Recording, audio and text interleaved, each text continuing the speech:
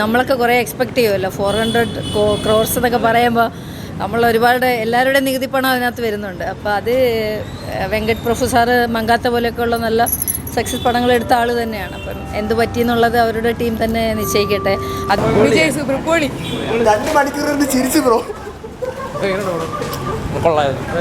ചിരിക്കാൻ മാത്രമേ നേരം ഉണ്ടായിരുന്നു.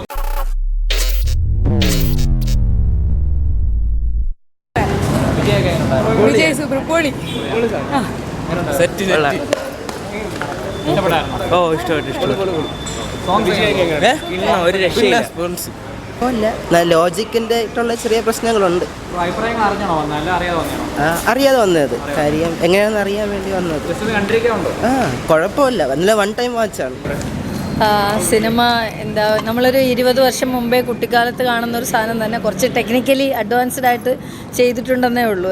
നമ്മളൊക്കെ കുറേ എക്സ്പെക്റ്റ് ചെയ്യുമല്ലോ 400 ക്രോർസ് എന്നൊക്കെ പറയുമ്പോൾ നമ്മൾ ഒരുപാട് എല്ലാവരുടെയും നികുതി പണം അതിനകത്ത് വരുന്നുണ്ട്. അപ്പോൾ അത് വെങ്കട് പ്രഭു സാറ് മങ്കാത്ത പോലെയൊക്കെയുള്ള നല്ല സക്സസ് പടങ്ങൾ എടുത്ത ആൾ തന്നെയാണ്. അപ്പം എന്ത് പറ്റിയെന്നുള്ളത് അവരുടെ ടീം തന്നെ നിശ്ചയിക്കട്ടെ.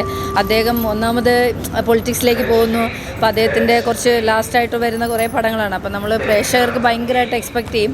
വിജയ് സാർ ആസ് യൂഷ്വൽ അദ്ദേഹം പിന്നെ ടാലൻറ്റഡ് ആണ്, ഒന്നും പറയാനില്ല. ഓക്കെ, പക്ഷേ നമ്മൾ ഇത്ര ഒരു സിനിമയിൽ നിന്ന് ഒരുപാട് എക്സ്പെക്റ്റ് ചെയ്യും, അതില്ല. പിന്നെ യുവാൻ ശങ്കറിൻ്റെ ഒരു മ്യൂസിക് എന്ന് പറയുമ്പോൾ എന്തെങ്കിലും ഒരു പ്രത്യേകത നമ്മളുടെ മനസ്സിൽ തങ്ങിയിരിക്കുന്ന ഒരു സാധനം ഉണ്ടാവും. അങ്ങനത്തെ ഒരു മ്യൂസിക്കോ ഒരു ബിൽഡപ്പോ ഒരു സാധനം പോലും നമ്മൾക്ക് സാധാരണ ഒരു ഫൈറ്റിൽ ഉണ്ടാവുന്ന സൗണ്ട് എഫക്ട്സ് അല്ലേ ഉള്ളൂ. ഒരു എഫക്ട്സിൽ പോലും മ്യൂസിക്കിലൊന്നും എനിക്ക് എൻ്റെ ചെറിയ അറിവ് വെച്ചിട്ട് എനിക്ക് അങ്ങനെയാണ് തോന്നുന്നത്. എനിക്കത് ഫീൽ ചെയ്തിട്ടില്ല. കാരണം ഒരുപാട് സിനിമകൾ ഇഷ്ടപ്പെടുന്ന ഒരാളാണ്, തമിഴ് സിനിമ ഒരുപാട് ഇഷ്ടപ്പെടുന്ന ഒരാളാണ്. വിജയിൻ്റെ കട്ട ഫാനാണ് ഞാൻ, എൻ്റെ കുടുംബമൊക്കെ. പക്ഷേ അത് ഭയങ്കര നിരാശപ്പെടുത്തി എന്നുള്ളതാണ്.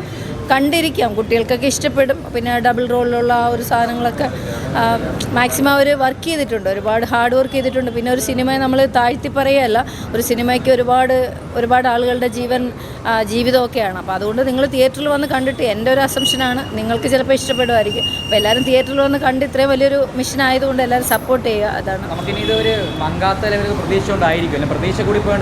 അതാണ് വെങ്കട് പ്രഭു സാർ. ഇതിപ്പോൾ ഒരു പുതിയ ആൾ വന്ന് ഏതെങ്കിലുമൊക്കെ കാട്ടിക്കൂട്ടിയാൽ നമുക്ക് അത്ര വിഷമം വരത്തില്ല. ഇപ്പോൾ PhD എടുത്ത ഒരാൾ വന്നിട്ട് വീണ്ടും LKGയിലേക്ക് പോകുന്ന ഒരു അവസ്ഥയൊക്കെ വരുമ്പോൾ സിനിമയെ സംബന്ധിച്ച് നമുക്ക് ഒത്തിരി നിരാശ ഉണ്ടാവും. കാരണം ടാലൻറ്റഡ് ആയിട്ടുള്ള ആൾക്കാരാണ്, അവർക്ക് അതിനുള്ള ഫെസിലിറ്റി ഉണ്ട്, അപ്പോൾ കാശുണ്ട്, എല്ലാ ഫെസിലിറ്റിയും ഉള്ള ആൾക്കാരാണ്. ഇപ്പം ഓരോ സിനിമക്കാരും, നമ്മൾ സിനിമയിൽ നിൽക്കുന്ന ആളായതുകൊണ്ട് നമുക്കറിയാം ഒരു സിനിമ ഉണ്ടാവാൻ എത്ര കഷ്ടപ്പെടുന്നുണ്ട്. ഒരു 50 ലക്ഷത്തിൻ്റെ ഒരു സിനിമ എടുക്കാൻ തന്നെ ഇവിടെ പെടാപ്പാട് വിടുന്നു. അപ്പോൾ 400 കോടിക്കൊക്കെ വില വേണ്ടേ. അപ്പോൾ അത് ചെയ്യുമ്പോൾ കുറച്ചുകൂടി ഒരു എവിടെയാണ് പാളിപ്പോയെന്ന് ഡയറക്ടർ സൈഡിൽ നോക്കട്ടെ. മൊത്തത്തിൽ എന്തോ ഒരു മിസ്സിങ് എവിടെയോ, നമ്മൾ വിജയ് പടത്തിൽ പ്രതീക്ഷിക്കുന്ന പല കാര്യങ്ങളും എവിടെയോ എന്തോ ഒരു മിസ്സിങ് ഇങ്ങനെ ഉടനീളമുണ്ട്. തുടക്കം മുതൽ ഒടക്കം വരെ ഒരു കോമഡി പോലും ആളുകൾ ചിരിക്കുന്നില്ല. പിന്നെ ഒരു കളിയാക്കലാണ്. ഞാൻ നാച്ചുറലായിട്ട് പറയണം കേട്ടോ, ഞാനൊരു സിനിമ ഇങ്ങനെ നിരൂപണം ചെയ്യുന്ന ആൾ, നമുക്ക് കാണുന്ന തന്നെ പറയാം. തിയേറ്ററിൽ ഒരാൾ പോലും അതായത് കോമഡി പറയുമ്പോഴല്ല അവർ ചിരിക്കുന്ന.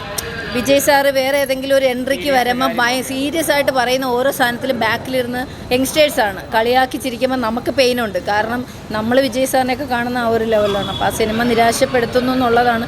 എല്ലാവരും വർത്തമാനം പറയുന്നു, ഫോണിൽ നോക്കുന്നു, കളിക്കും. സാധാരണ വിജയ് പടത്തിൽ അങ്ങനെ ആങ്സൈറ്റിയോടെ ഇരിക്കും. ആ ഒരു ആങ്സൈറ്റി എവിടെയോ നഷ്ടപ്പെടുന്ന പോലെ തിരിച്ച് ഇതിൻ്റെ ഒരു എന്താ പറയുന്ന ആഫ്റ്റർ എഫക്റ്റായിട്ട് നല്ല സൂപ്പർ ഡ്യൂപ്പർ ഹിറ്റുമായിട്ട് വരാൻ വെങ്കട് സാറിന് കഴിയട്ടെ. വെങ്കട് സാറിനും വിജയ് സാറിനും ഒക്കെ കഴിയട്ടെ. അവർ പൊളിറ്റിക്സിലേക്ക് പോയാലും നമ്മുടെ ഒരു ഇളയ റിക്വസ്റ്റ്, മലയാളികളുടെ ഒരു മൊത്തം മനസ്സിലൊരിത്, ലോകം മുഴുവനുള്ള വിജയ് ഫാനിനും ഒക്കെ അദ്ദേഹം സിനിമയിൽ നിന്നിട്ട് തന്നെ എത്രയോ പേര് അങ്ങനെ ചെയ്യുന്നുണ്ട്. അപ്പോൾ സിനിമ വിട്ടു പോകരുതെന്നുള്ളൊരു റിക്വസ്റ്റ് നമ്മുടെ ഭാഗത്തു നിന്നും കൂടെ ഉണ്ട്.